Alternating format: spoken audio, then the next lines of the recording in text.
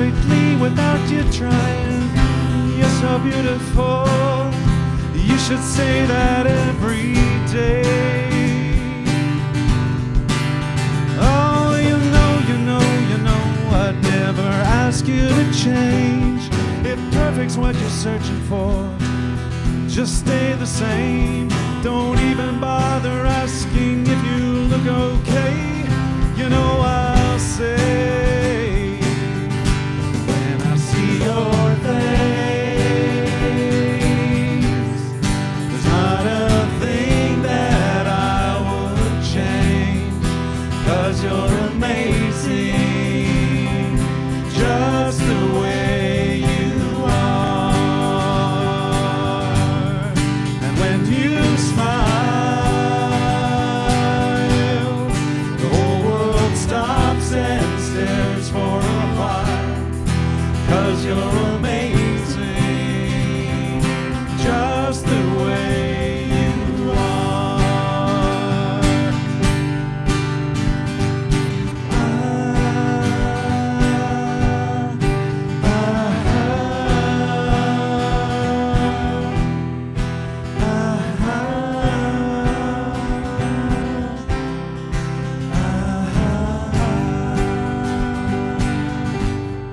The way you are,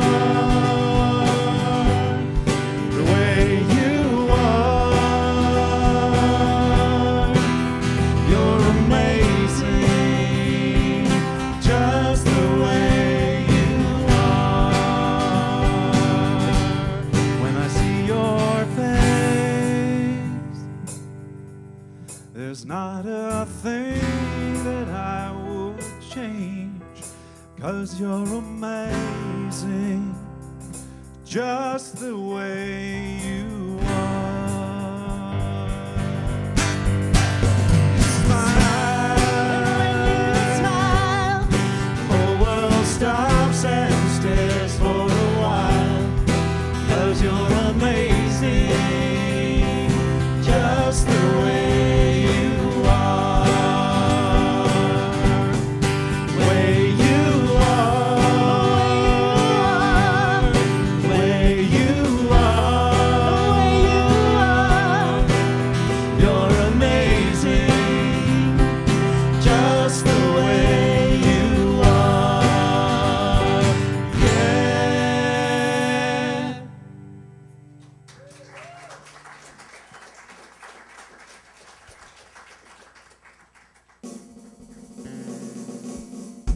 To old Canada, our home and native land, true patriot love in all our sons' command. With glowing hearts we see thee rise, the true north, strong and free. From far and wide, oh Canada, we stand on guard for thee. God keep our land glorious and free. Oh Canada, we stand on guard for thee. Oh Canada, we stand on guard for thee.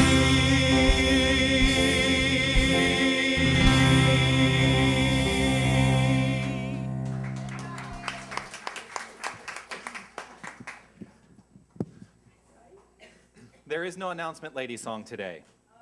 Oh, it's shocking, isn't it? It feels really empty there now, though, without it. Doesn't it? Sorry, Tanis, there are no announcements today. We'll make some up for next week. Yes. Yes, let's make some up. Let's just make up announcements. Here's my announcement to all of you. You're beautiful.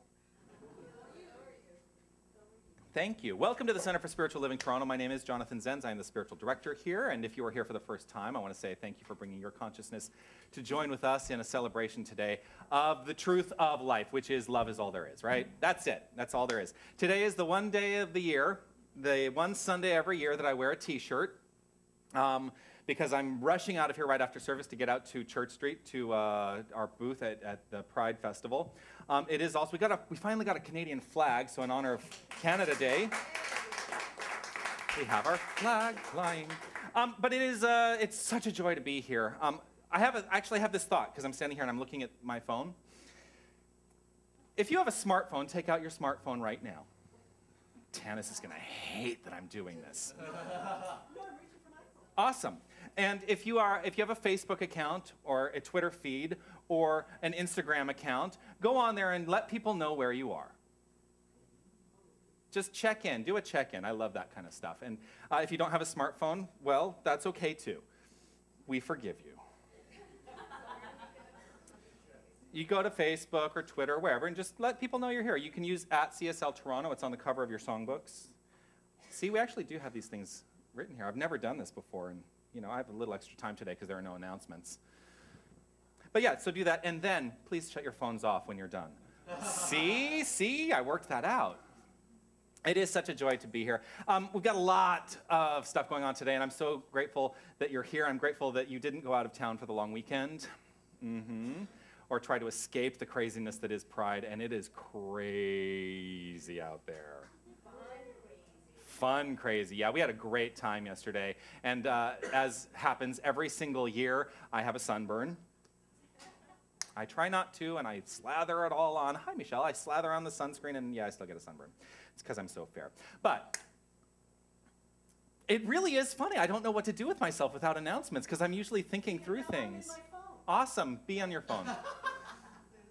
Let me know when you're done checking in. Sonia's in Egypt. Is she watching us live? Hi, Sonia. Hi to everybody online. All right, is everybody done checking in? Brilliant. All right, so let's take a breath. And let's just take this moment of recognition. This is a moment of recognition that there is a singular power in the universe that is all that's going on. There's only one thing going on. And we call it by many names: the universe, love, spirit. I call it God. But God is a principle, not a personality. God is something that we are, each of us, living the life of. There's nothing separate from us except the singular power. Not except the singular power. There's nothing separate from us. We are this singular power, expressing at the level of our own individualized expression of it. And that is so exciting, because what it means is that we get to use this power in everything we think, say, and do. And in fact, we are always using it no matter what. Whether we are aware of it or not, it is the very life force that is flowing through us. And that's what I'm here to celebrate today. You know what it is? It's that we're going to go into this song, and you're all sitting down, and it's you. Yes, I'm sorry. This is why I'm confused. We have a little bit of band mix-up today, so Fran is going to play with me on this first song. And it's a new song to our beautiful congregation. It's a Michael Gott. Does anyone know who Reverend Michael Gott is? Yeah. This song, I think, needs no introduction, but what I'm going to invite you to do is simply focus on that expression of breath. If it's comfortable, you can close your eyes. Simply relax. Relax, release, allow. Allow yourself to be the beingness of this divine energy. There's nothing you need to do. Just be.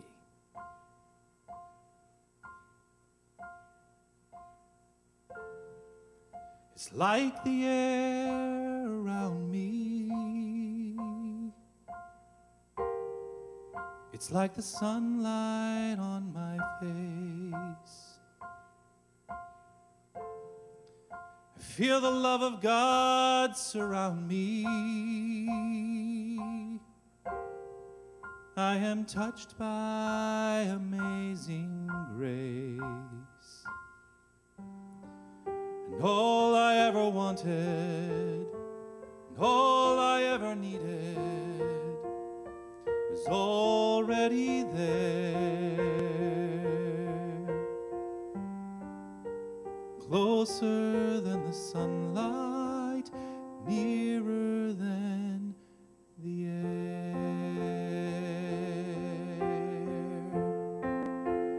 I breathe in, and I am filled with the Spirit,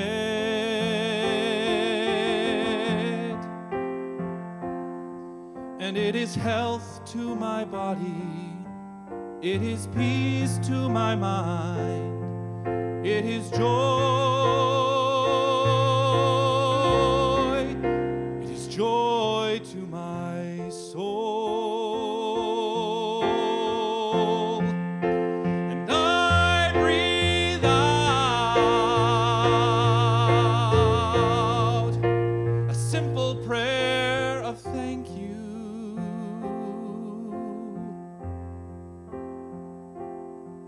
And my breath becomes a song that we're singing all along, that is singing everywhere.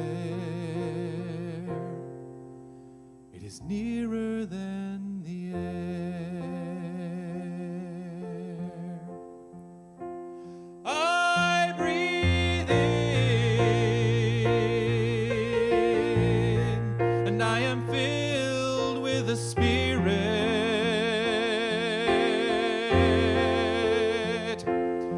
And it is health to my body, it is peace to my mind, it is joy, it is joy, it is joy, it's joy to my soul. And I breathe out a simple prayer of thank you.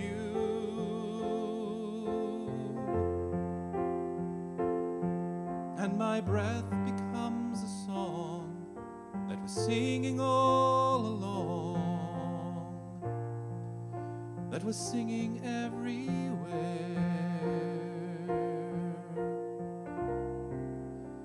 It's nearer than the air.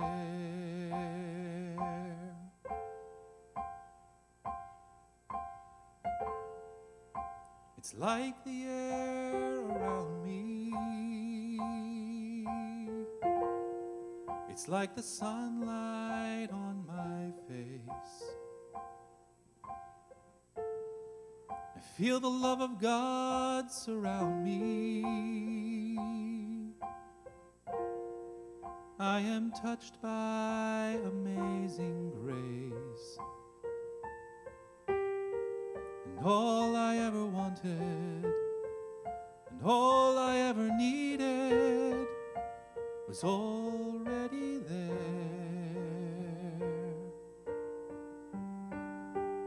Closer than the sunlight,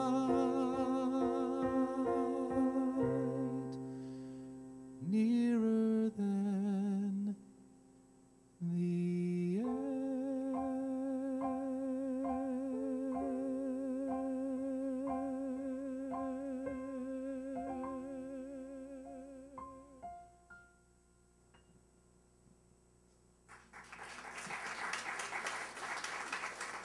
Thank you.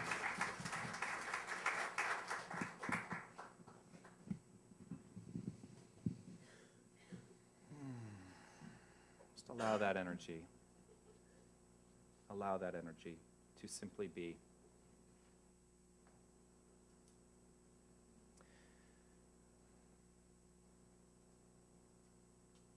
One of the things that I so enjoy is teaching.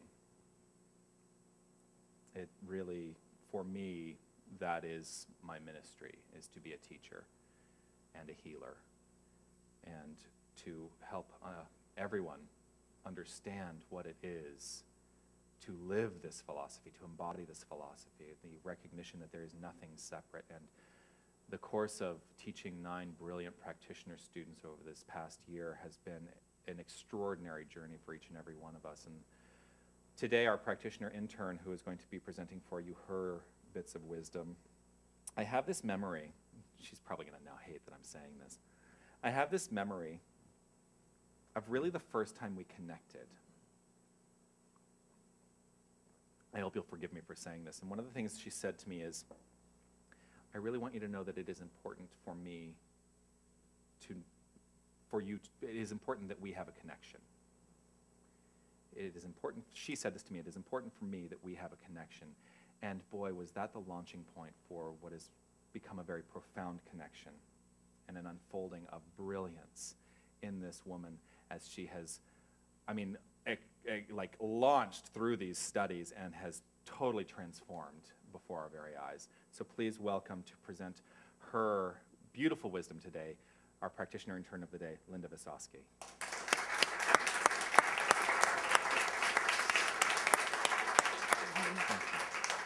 Oops, sorry. Thank you, Jonathan. It is true. We did have one of these divine connections. First of all, this morning, I'd like to share with you my deepest heartfelt gratitude to several people here today who have made a significant contribution on my journey to practitioner intern. First of all, and I brought this up for a reason, for many reasons. First of all, to my dearest friend, Helen Vallot. Helen, as you know, or continues to be not only a role model, a mentor, a confidant, and a cherished friend. I remember so vividly, just 2.5 years ago, Helen and I were sharing a very casual catch-up kind of lunch. You know those times the girls get together. And she quietly looked at me and she said, what are you doing on Sunday? You know how she has this quip little voice. So, what are you doing on Sunday? I can still hear her doing that. Well, I replied, nothing much. So she casually said to me, so why don't you just join me at the Center of Spiritual Living, 1311 Queen Street East in Leslieville, for service. It starts at 11. Don't be late. And you won't be disappointed, Linda. It's really cool. Oh, wow, that.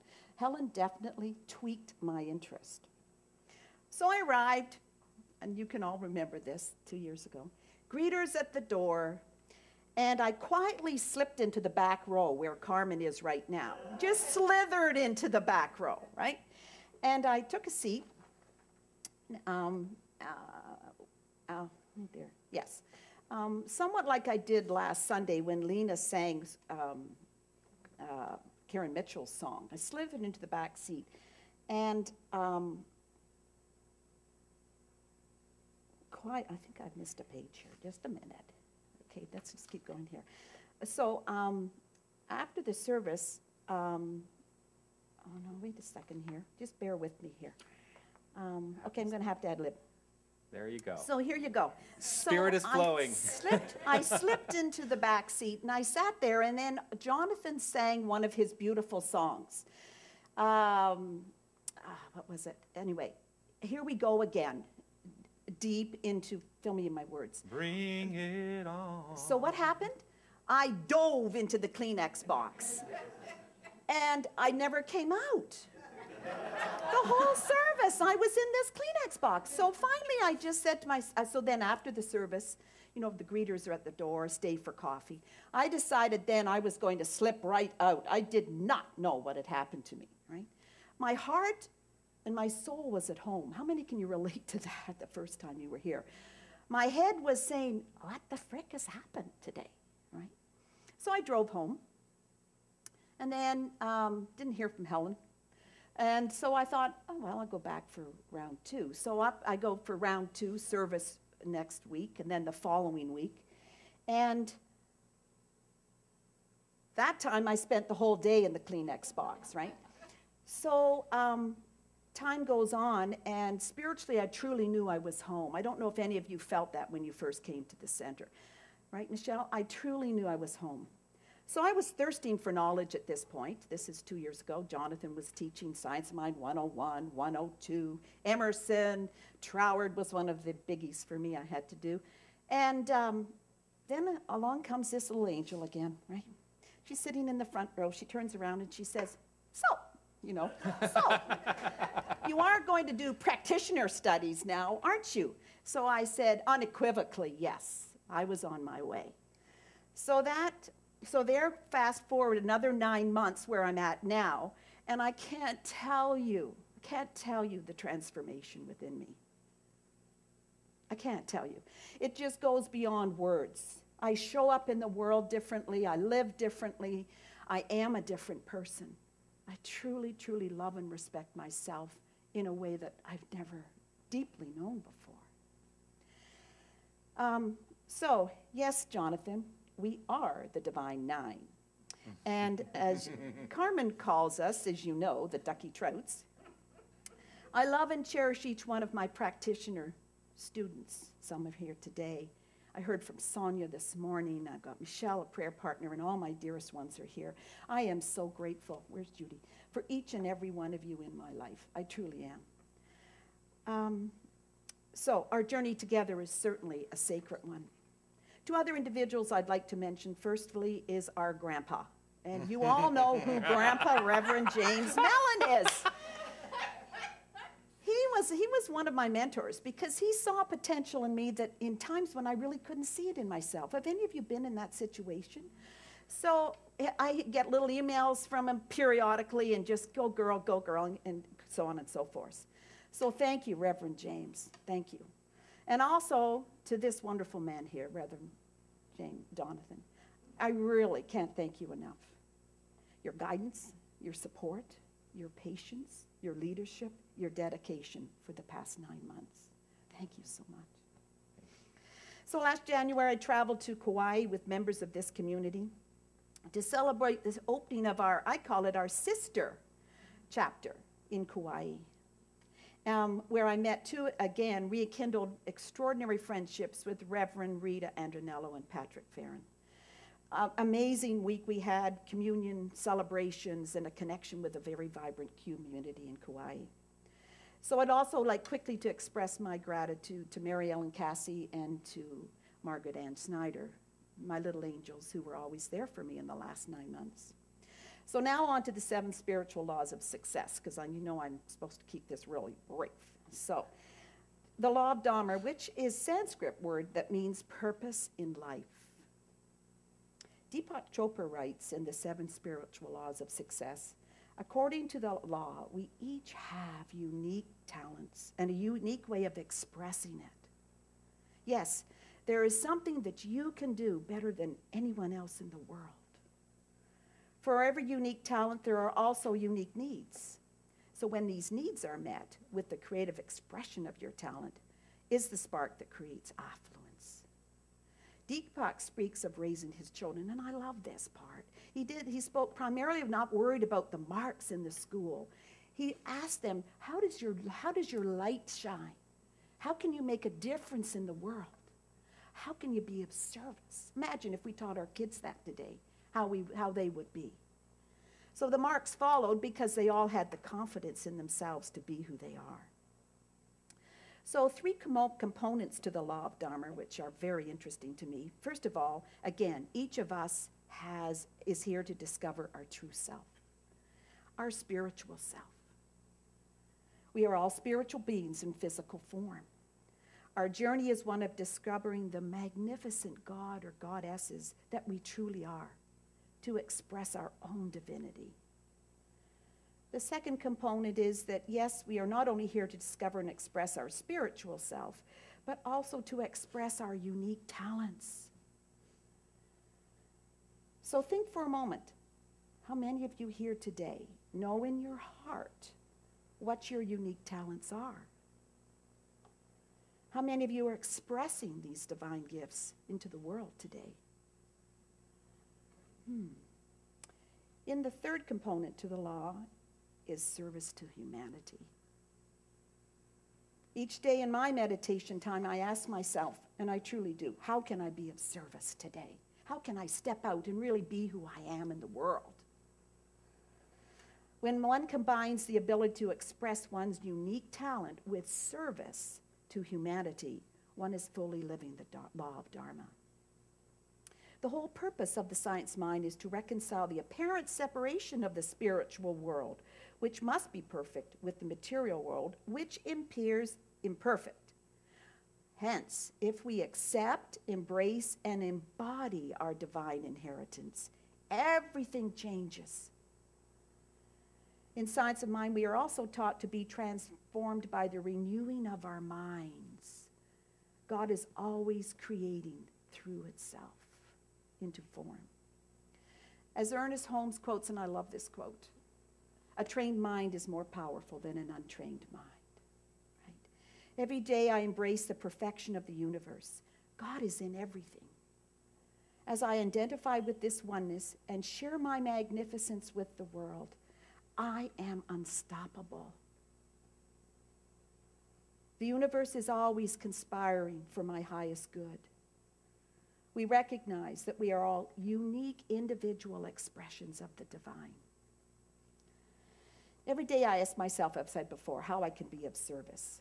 Often it's simply sharing a smile, offering and random acts of kindness to a friend, or of gratitude to a dear friend in my life. For Helen, thank you. I can't imagine where my life would be if I hadn't taken that first step to come here 2.5 years ago. I sometimes even just take time out of my day. How many of you see these homeless people on the street? I just go and buy them a coffee and a sandwich and say namaste. That's it. Oh, no, it wasn't any accidents. I get the law of Dharma, right? Mm-hmm. So in closing, I ask each of you this week to reflect on, are you really living and fully embracing your purpose in life? Are you really living your Dharma? So I have an affirmation for you today. I will say it once, and then I ask that you repeat it with me. I live my life with purpose, passion, and truth. Let's say it together twice. I live my life with purpose, passion, and truth. One more time. I live my life with purpose, passion, and truth. Namaste. Namaste.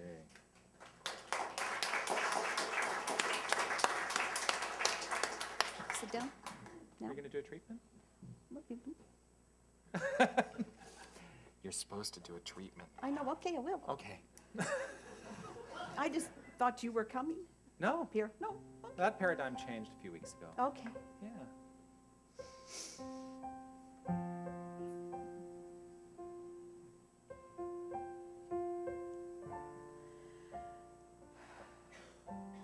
So as I relax into this moment,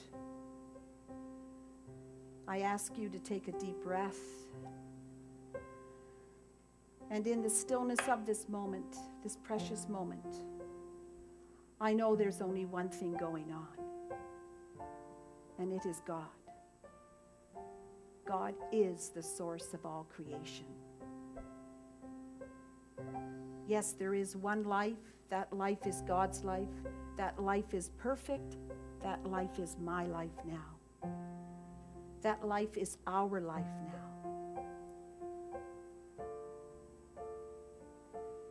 And I declare in this moment that I live a life of purpose, passion, and truth, sharing my brilliance with the world, one person at a time. We are all individualized expressions of this divine energy, all here as we live our life on purpose, living our passion, living our truth. And with grace and with gratitude for this beautiful center, for every single person here today and online, with deep gratitude for your gifts to this center, I am truly grateful. So I release these words to the law, the immutable law that only knows to do. I release, I let go, I let it be so, and together we say, and so it is. Thank you, Linda. That's wonderful, really. Linda Visosky.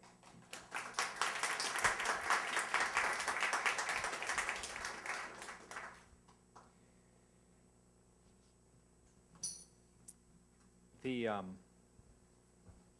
is going to be kind of a James Mellon day. I didn't even really think about that, but James Mellon was my mentor in ministry, and so you are all his grandchildren, as Linda pointed out. He wrote a song that has become sort of an anthem to this movement, the New Thought movement, and I've been wanting to do this song for such a long time, and it's just never seemed to be quite the right time or quite the right circumstances. And something occurred for me this year, and that is that I joined a choir, which I told you all about. I joined Forte, the men's choir of Toronto.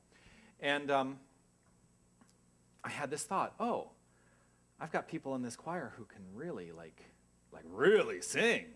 And got so excited, and so I invited a couple friends of mine from the choir to come and sing this song that was written by James Mellon and Scott Turk. It's called We All Pray the Same. And he wrote it just, so I'm a little more of an introduction. He wrote it in response to 9/11, but it has become so much more than just a response to that event. And so I invite you to take this into your heart. I'm going to welcome to the microphones Dan Cantler and Christian Baez.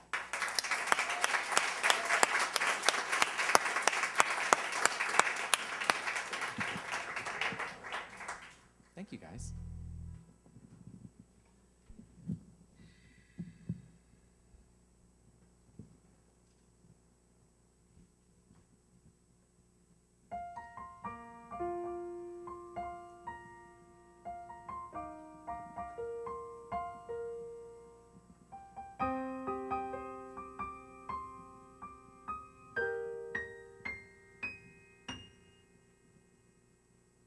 From a mansion in Virginia, on a mountain in Peru, from a tent out in the desert, 3 days ride from Kathmandu, for a baby with a fever, or a teen that's run away. If you're looking for salvation, or just looking for a better day. From a beggar in Calcutta, or an Ethiopian king, from a temple in Korea, where a monk begins to sing, for a church that's burned in Georgia, or a sailor lost at sea. Doesn't matter where it comes from, doesn't matter if it's you or me. In any tongue, in any color, in any word, in any name, when we close our eyes in silence, we all pray the same. No matter what we call it, no matter where we aim, when we lift our hearts together, we all pray the same.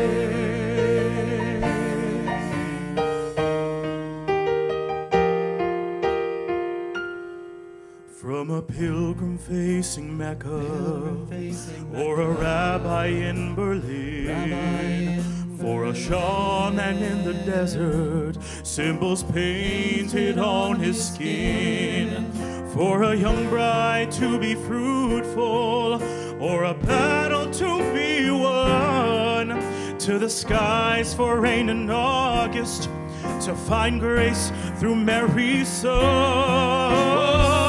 Yes, we have our differences. Yes, we have a choice. But when we look beneath the skin, we find we're all one voice. One voice.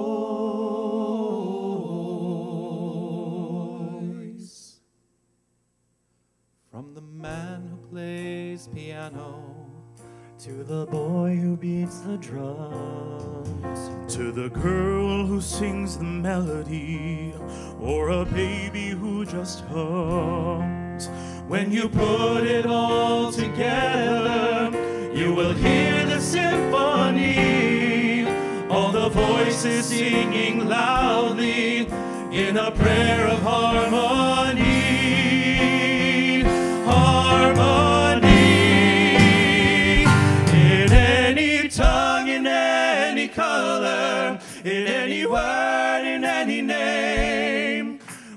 close our eyes in silence, we all pray the same. No matter what we call it, no matter where we aim, when we lift our hearts together, we all pray the same. In any tongue, in any color, in any word, in any name, when we close our eyes in silence, we all pray the same.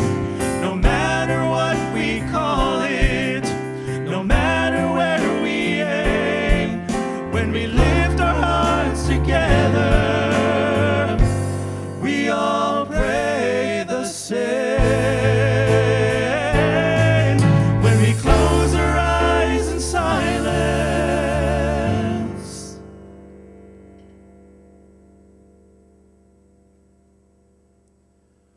we all pray the same.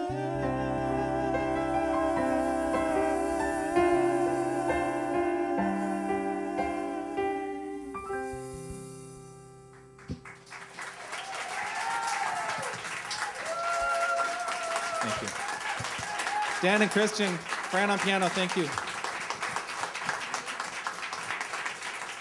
Thank you. Thank you guys so much. So appreciate you joining me in song today.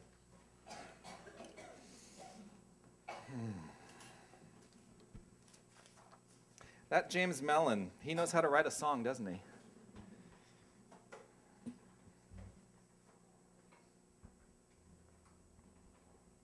Well, we've reached it. We've reached week 7 in this 7-week series on the 7 spiritual laws of success by Deepak Chopra.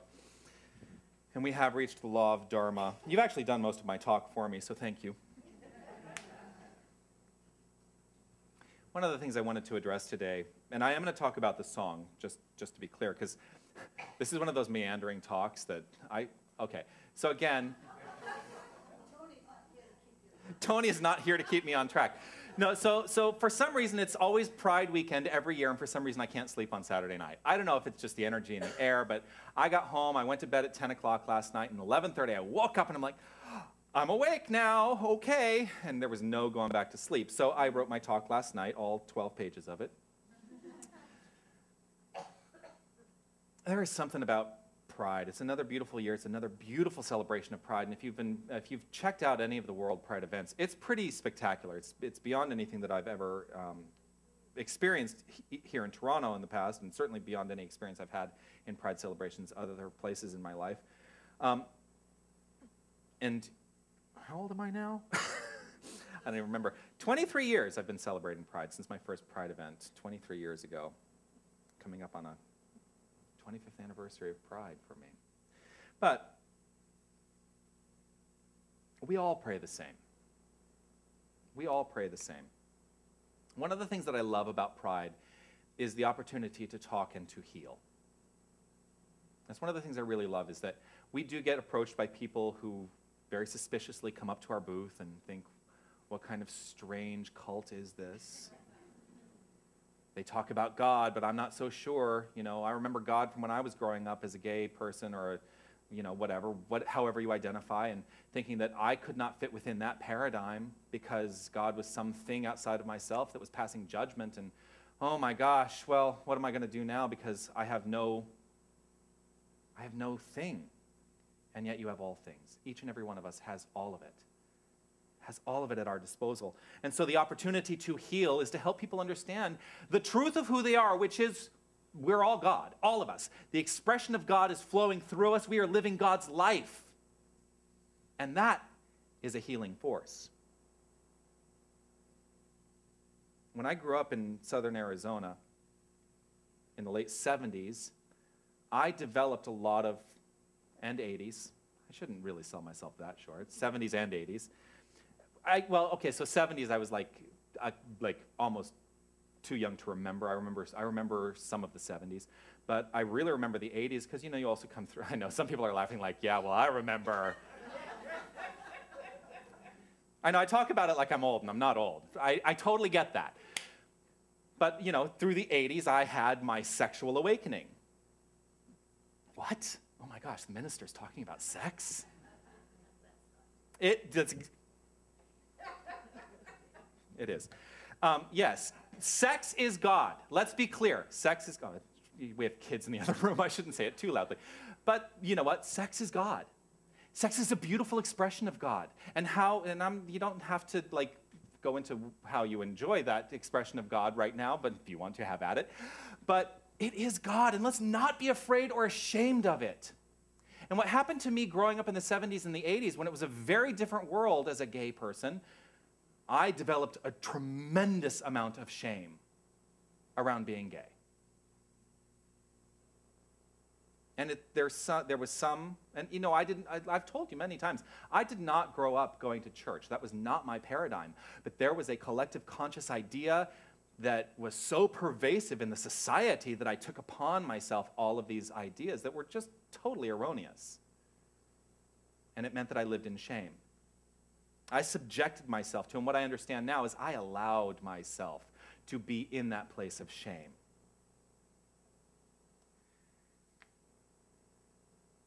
This idea, as far as we have come, is still quite prevalent in society, that there is something to be ashamed of or to feel shame around with respect to any identity.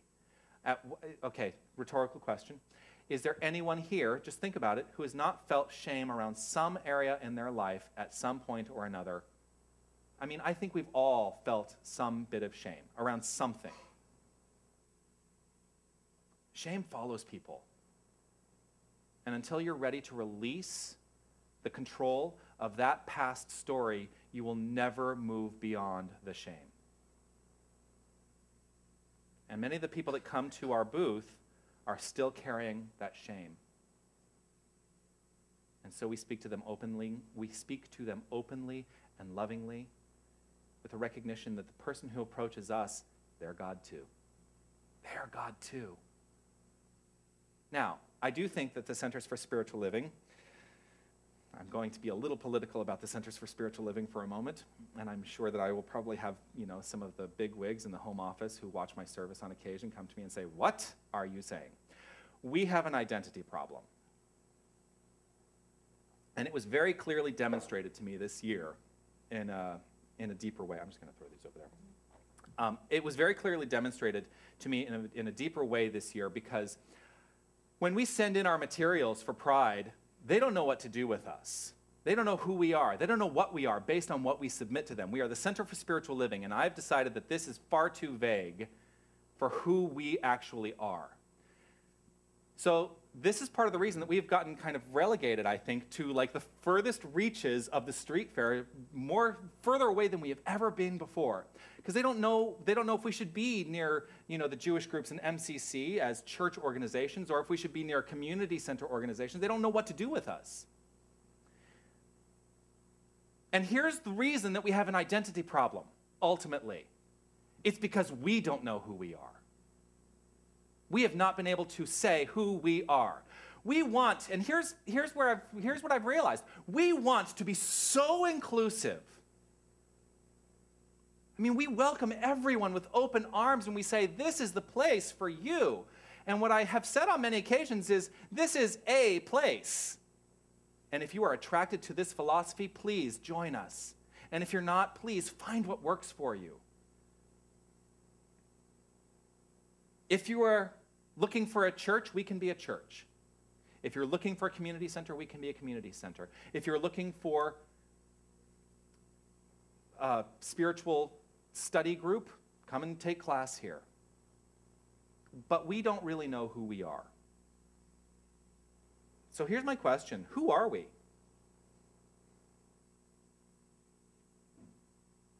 In your mind, what does that question elicit? What response does that question elicit? Who are we? Why do you come here on a Sunday? And as a community, in not knowing who we are we feeling some sense of shame? I don't want to bring the whole place down. Because here's what we get to do right in this moment. Because there is nothing that exists except this moment right now. And so I call upon each and every one of us in this moment, right here and right now, to let go of any past story, to let go of everything that I have just said, even saying that we don't know who we are, because we do know who we are. We are a spiritual community that stands for one thing, and that is love. Everlasting, compassionate love in everything we think, say, and do. And so let's move from shame and let's move into pride, because that's what pride is about. Pride is about understanding who we are and celebrating it, not from a place of ego, from a place of joy, unabashed joy. Because at the fundamental core level, the truth is we all pray the same. Prayer is not simply, I'm going to get down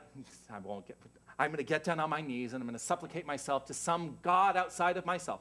That, for many people, that works. I want to be very clear. That works for people because it is based on what you believe. Who you are is based on what you believe. And if that works for you to elicit change in your life, then absolutely have at it. But prayer is also the quiet moments when I'm walking down the street with my headphones and I'm dancing. How about you? How is it that you connect with that inner power, that inner spiritual power? What is it within you that wants to elicit change in this world from a loving and compassionate place? We all pray the same because prayer is nothing more than understanding who you are and speaking your truth from that point of view. That's all prayer is. It's funny because when I said, are you going to treat now, that moment that we had, it occurred to me, I thought, wow, there are going to be people in here who have no idea what I mean when I say treatment, because we use this technical term, spiritual mind treatment. All that is prayer. So when you hear the technical terms, what we in this philosophy call prayer is spiritual mind treatment, or whatever, whatever, wherever you are, whatever you hear, just recognize that you have the power in this moment and in every moment to step up into the next thing, to evolve your own mind to that place of deeper understanding so that you can connect with the spiritual within you that is you and step into the perfect evolution of a deeper idea that was always there to begin with. And we have simply forgotten it. Now, wait a minute. I thought this talk was supposed to be about the law of Dharma.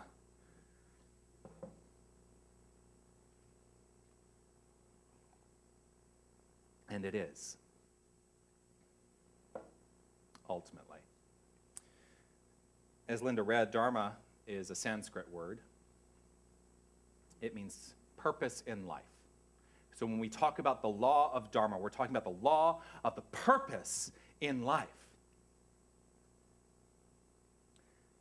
Part of my shame was actually feeling ashamed of being a spiritual person. For although I grew up not going to church, I was a deeply spiritual person before I had words to associate with what I felt. I was afraid of my purpose in life because here's what I did. I looked at the circumstances that were all around me, and I had this idea that the circumstances that were around me were what defined me, and so I moved forward with that.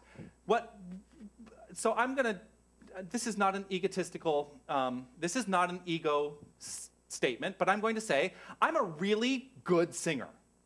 I'm a good singer. I'm really good. And here's what happened. I saw that circumstance, it's just a circumstance. And I thought, oh, well then I guess that means if I'm such a good singer and that's my natural gift, well then I must be born to be in the theater. And on some level I was. And so I spent a lot of time in the theater. A lot of time. And I loved my career in the theater. Did I ever have the kind of acclaim in the theater that many people seek? No. And that's okay, because I recognize now that that was not truly my purpose in life.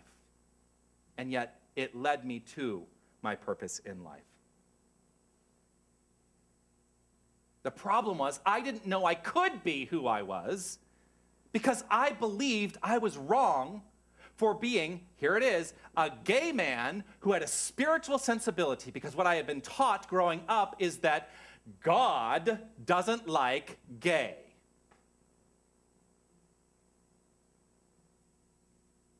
I missed my purpose in life for a long time. I missed it.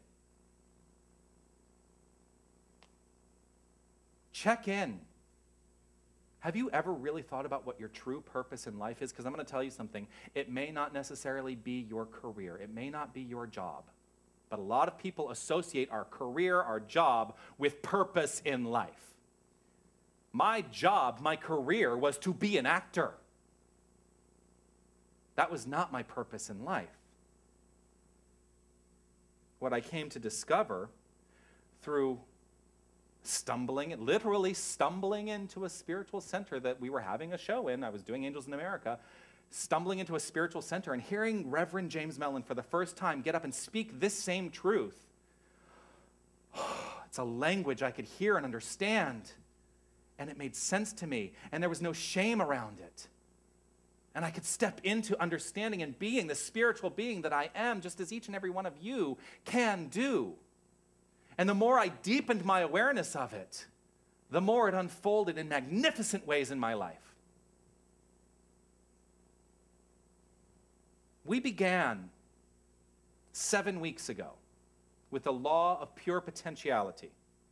That was the first law in the 7 spiritual laws of success. We moved on to the law of giving, the law of karma, or cause and effect, the law of least effort, one of my favorites. Let it go. Let it go. We still have to do that song. I know, because everybody's doing it now. The law of intention and desire. The law of detachment. Again, let it go. Let it go. Because most of the time, what we need to do is we need to just let go of the story we think we know to step into the greatness that we inherently are. Pure potentiality. That is God as unformed substance.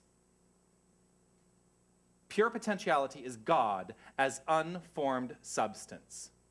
If we discuss the creative process the way that we discuss it within this philosophy, that is cause.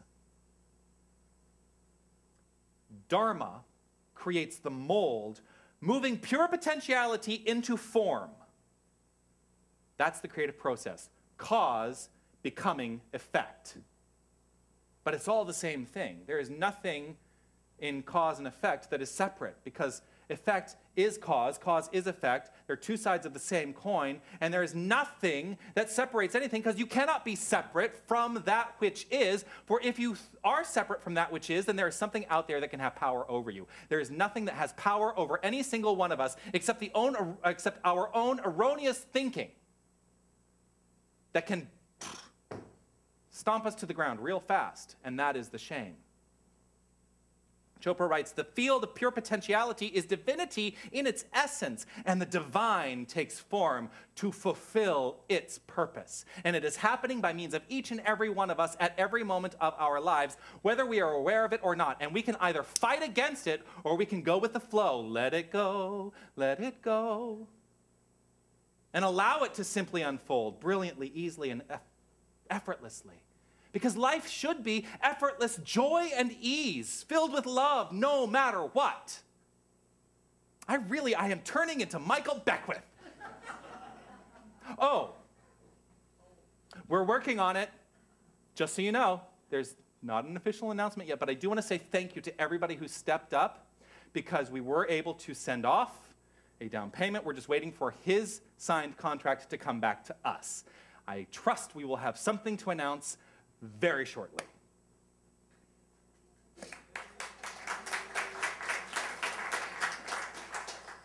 The field of pure potentiality is divinity in its essence, and the divine takes form to fulfill its purpose by means of each and every one of us. I am tasking you today. We are each of us tasked with fulfilling our divine purpose. And it does. It starts with children. God, if I had known this when I was growing up, how different my life might be. If we had known this growing up, how different our lives might have been. And yet, who cares? That's the past. That's the story. Are we holding on to that story and allowing it to bring us down in this present moment? Absolutely not. Because the truth is, we know who we are now. We know. And so we get to act accordingly and move into the next thing and evolve into the next expression of brilliant divine energy that we already are. Chopra encourages this idea in his children to encourage them. He says, I never want you to worry about making a living. I want you to focus on how you can serve humanity. Like I said, you did my talk today. Focus on how you can serve humanity. And that was my mistake growing up. I thought I had to find my career. There I am. I was a theater student and could sing really well. I'm a really good actor. I had to find that career, and what I lost was the clarity of my purpose. And what I did is I replaced that clarity of purpose that I had never truly found with an ego-driven need to be an actor. And now I live my dharma, which is my ministry. And you know what's really great? All of that conspired for this perfect expression of my ministry that includes singing and acting, if you look at the Broadway Christmas, because I still get to do it. But I get to do it from the understanding of who I am. Are you living your life with an understanding of who you are? The vision for the Centers for Spiritual Living is this: awakening humanity to its spiritual magnificence and creating a world that works for everyone. Awakening humanity to its spiritual magnificence and creating a world that works for everyone. And the way we can do that is to understand that the faces of every single person we encounter are the faces of God. And in that understanding, focus not on how to get, which is ego-driven. Tap into your dharma and focus on what it is I have to give to the world. That's how we make use of the law of dharma. So, in line with what Linda was offering today, there are these three things that we can look at. One, discover your unique talents. What are your unique talents? And have you truly discovered them? And do you embody them now? This is our true self. What we have as an individualized expression of this divine energy, what we have to offer. And do not sell yourself short, because I've heard this many times. Oh, well, I'm a pretty good singer, but does it better than I can. Or I'm a pretty good lawyer, or does it better than I can. Whatever your unique talent is, no one does it better than you, because nobody does it like you. No one can do it better than you, because you are you. Nobody else is you. You are the uniqueness that you bring to your expression of God and as God. Don't get caught up in the better than syndrome. You express whatever it is that is your dharma uniquely, and you can't help doing so. I express ministry in my own way. And there's nobody who could teach me that. Not 6 years of ministerial school could teach me how to express ministry in my own way. Even when I joke up here and say, I'm becoming Michael Beckwith, right? That is just what's coming through me in that moment. And maybe it looks like Michael Beckwith, but it is not, because it is uniquely what is happening by means of me in that moment. How you doing, Cara? Are you holding up?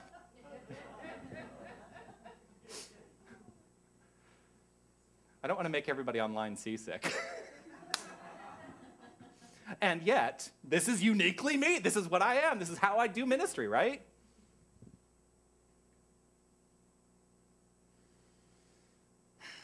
I express ministry in my own way. I can't not. That's just the law of life. Each and every one of us expresses uniquely in our own way. You can't not. So let's eliminate the comparisons. Once you discover your unique talent, this is part number 2. Once you discover your unique talent, then you must express it. This is an imperative. Once you've discovered it, great. Oh, look, there's this thing I've discovered. How exciting is that? Now, what do I do with it? oh, I guess I need to express it. Why discover your uniqueness unless you are willing to express it? And by the way, enjoy it.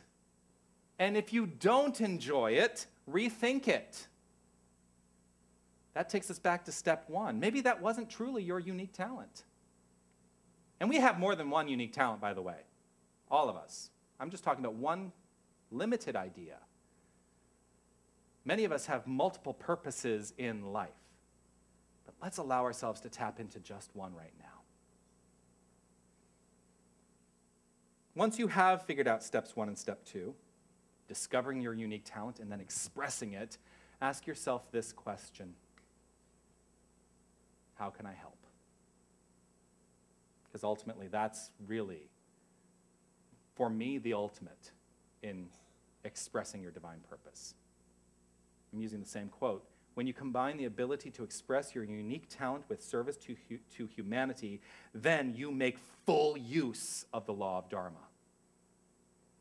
When you ask the question, how can I help? You automatically move away from ego-based expression. Remember, that's the actor in me. I move away from ego-based expression and I relieve myself, we relieve ourselves of the what's in it for me syndrome, and we move into Dharma, the truth of our life's purpose. And so this is where we come full circle today. I sang this song very much on purpose today. And it doesn't necessarily have anything to do with the law of Dharma, right? We all pray the same. I've used it, I've thrown it in there like, oh, we're gay people, we all pray the same, right? But here's where it really does come full circle. We do all pray the same. And this was expressed to me no more perfectly than in my experience in Guatemala a few weeks ago. Because there is a situation where I stepped up and I said, how can I help? My ministry is this, how can I help? It is a perfect combination of the Dharmic law that I can take myself to some place, engage these beautiful children in singing and acting. And I get to utilize my talents as a videographer and a sound recordist. These things that I've learned how to do that I do enjoy doing. All of it conspiring perfectly in this perfect amalgam of Dharma, flowing easily and effortlessly.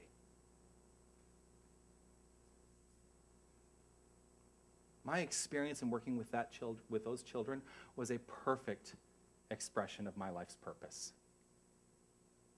And so today, you're going to be the first publicly to hear this. It's a 30-second clip of the children of Guatemala singing the chorus of We All Pray the Same, which we taught to them. 2, 3. In any time, in any color, in any word, in any name, with love that hides inside it, we all pray the same. No matter where we dwell, no matter where we reign, it lifts our hearts together, we all pray the same. Muy bien.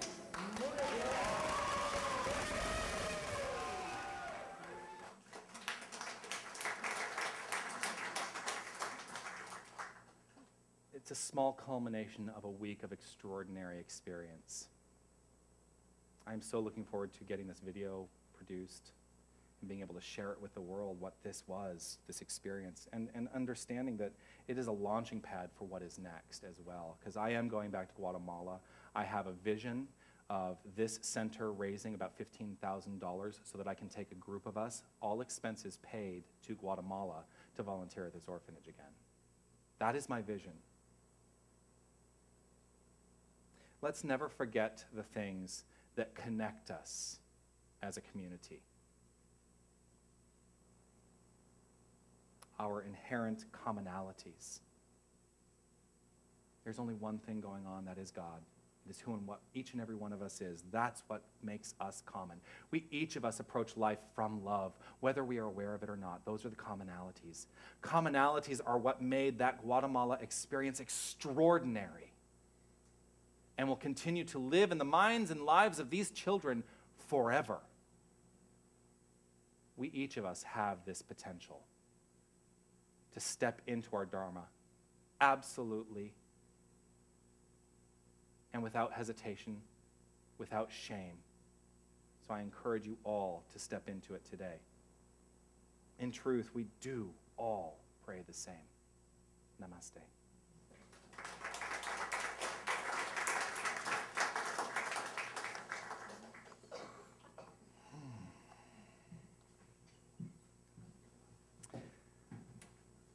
As we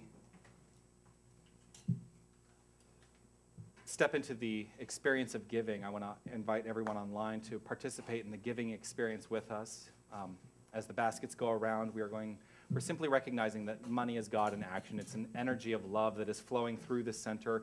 And as we give, so we receive, because it is a perfect circulation of life by means of each and every one of us. So I'm grateful to each and every one of you for what you have to offer today. As they go around, oh, there it is. We're going to sing God is my good. We're singing My Good, which is on page 32 of your songbooks. So there you are. My good is my God is my good. That's what money is. It's just goodness flowing. So I encourage you all to stand up, stretch, dance, and the basket's going to go around, and we will enjoy the experience of givingness.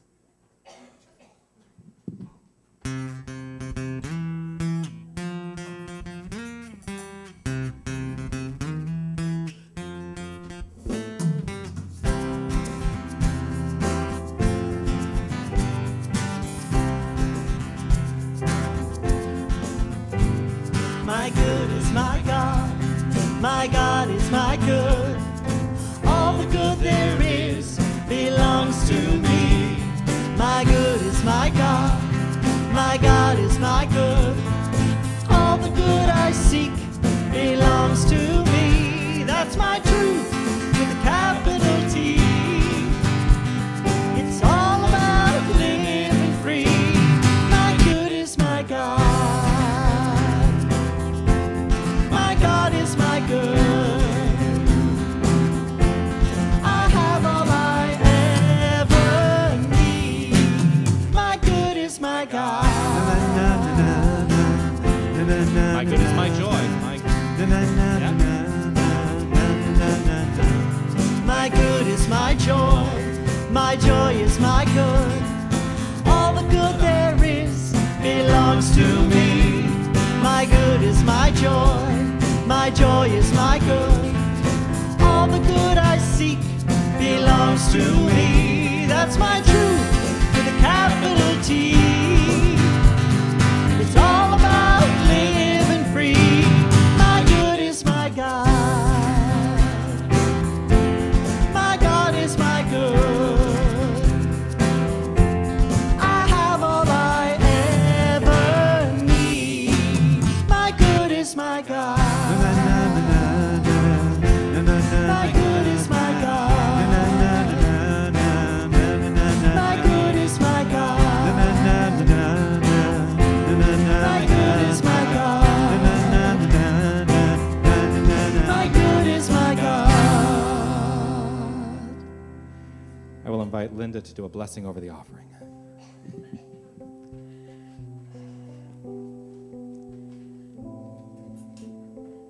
Yes, with an open, grateful heart, my good is my God.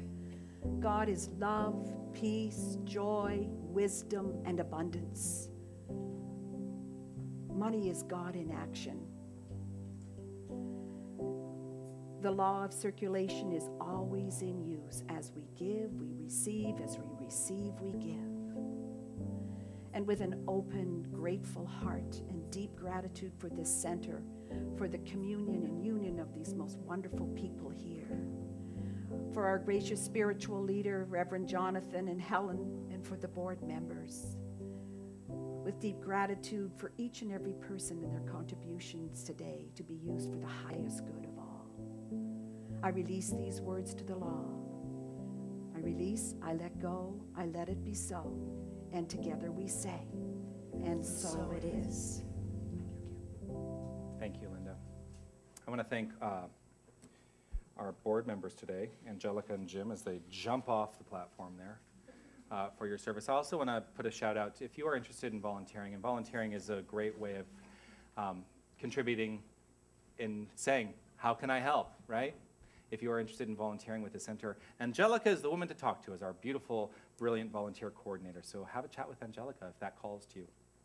I want to thank Lori and Tia who set up today. I also want to thank Greeting Lynette. I want to thank Lorna, who's in the bookstore today. Check out what's happening at the bookstore. We have lots. So today was the last day of the 7 Spiritual Laws of Success. If you've never read that book, we have lots of copies in the bookstore. I encourage it. It's a fantastic, fantastic book. I want to thank on camera Cara for putting us out to the internet today. First time all by yourself. Cara!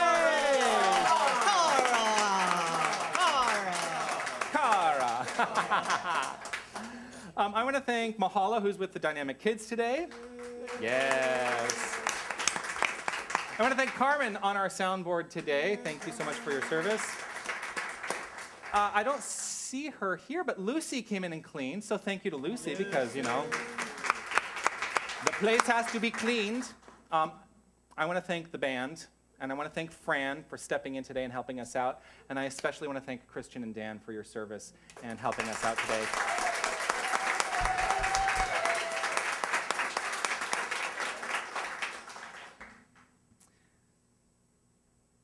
I really want to thank, for her brilliance, what she brings to this center, not just as a practitioner intern, but also as a board member and a conscious member of this community. I want to thank for all you bring, Linda Visosky.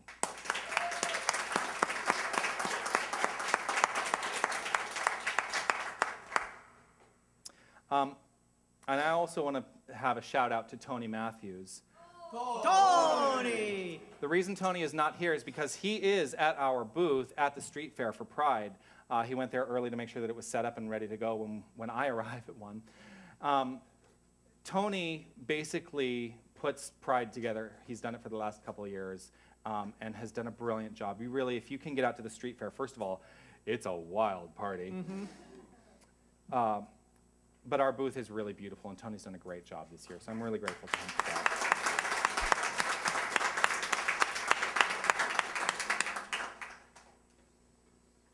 And so we're going to close out with a song of treatment, a song of prayer, because it's absolutely perfect that we would do such a thing on this day of recognizing that we do all pray the same.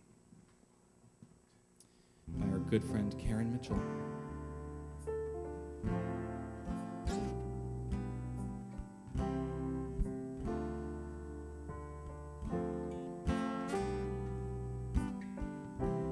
Love is all there is. I am one with the Spirit. I realize the truth, and I speak it. I am thankful for it all. I release it, I let it go, and so it is, and so it is.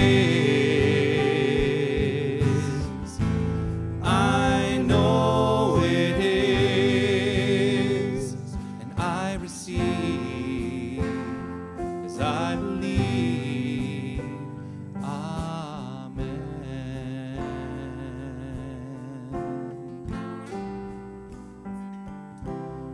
And so I invite us all to simply relax right where we are with the recognition that this is the only thing going on, this moment, this perfect, pure moment. Letting go of anything that has preceded this moment, letting go of any anticipation for what is to come, just being fully present right here, right now.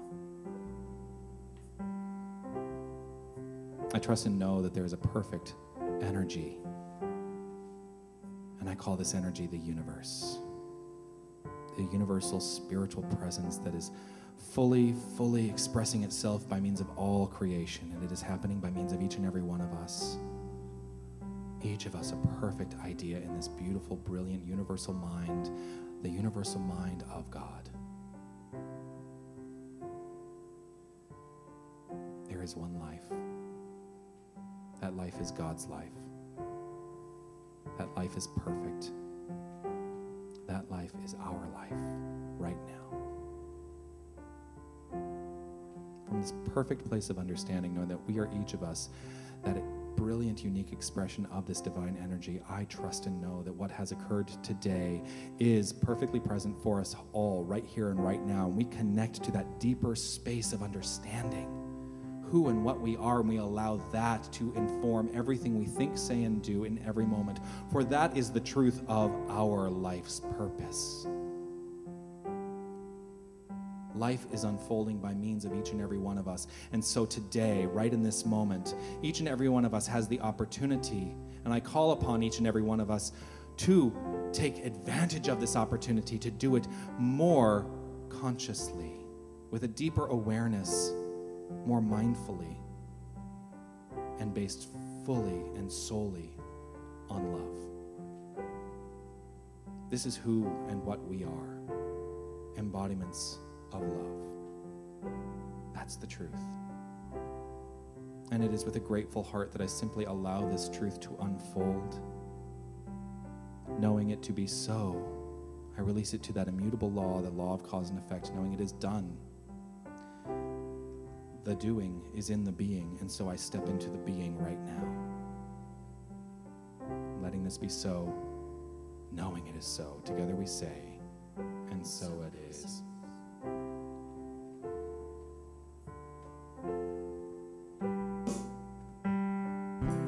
God is all there is. I am one with the Spirit. I realize the truth, and I speak it. I am grateful for it all. I release it, I let it go, and so it is, and so it is. I know it is, and I receive as I believe. And so it is, and so it is. I know it is, and I receive as I believe. Amen. Amen.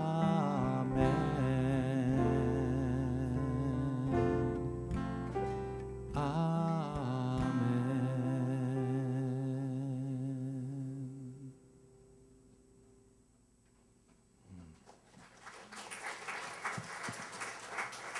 And so we will end the day on page 25 with this little light of mine. Have a great week, everyone. Thank you so much.